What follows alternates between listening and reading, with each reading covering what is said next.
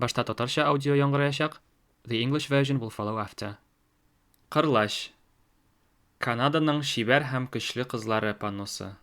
Бозда уйналган чын хоккей кәшәкәләре, оригиналь хоккейчы джерсилары кулланылды. Канада. Алимә Сәләхетдинова, панноны башкаручы. Камилә Чемоданова, рәсем дизайны. Аида Исмагилова, модель. Марат Сәләхетдинов, фотограф. Вәдил Нуриәхмәтов, җырчы. Рушат Рәхимов, композитор. Канадалы татар ханымнары стереотиплардан, комплекслардан азат ханымнар.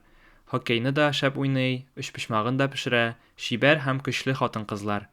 Монреаль татарлары милли гореф-гадәтләрен саклап, җирле чараларга, гадәтләренә үз миллилеген дә кертергә тырыша. Канадада татар хоккей матчлары уза, анда Татарстан гимны яңгырый, туган тел җыры басып җырлана. Бу безнең матур гаиләдәге гореф-гадәт. Алимә, Канада. January. The panel, The Beautiful and Strong Girls of Canada. Real ice hockey sticks and original hockey jerseys were used. Canada. Alimə Sələxəddinova, author of the panel. Kamilə Çimadanova, painting designer. Aida Ismagilova, model. Marat Sələxəddinov, photographer.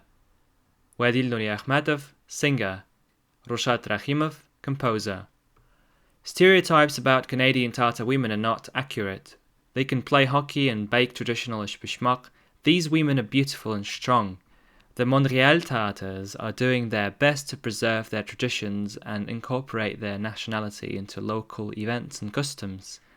There are Tatar hockey matches in Canada where the anthem of Tatarstan is played and the traditional song Turantal is sung. This is like a lovely family tradition. Alimə, Canada.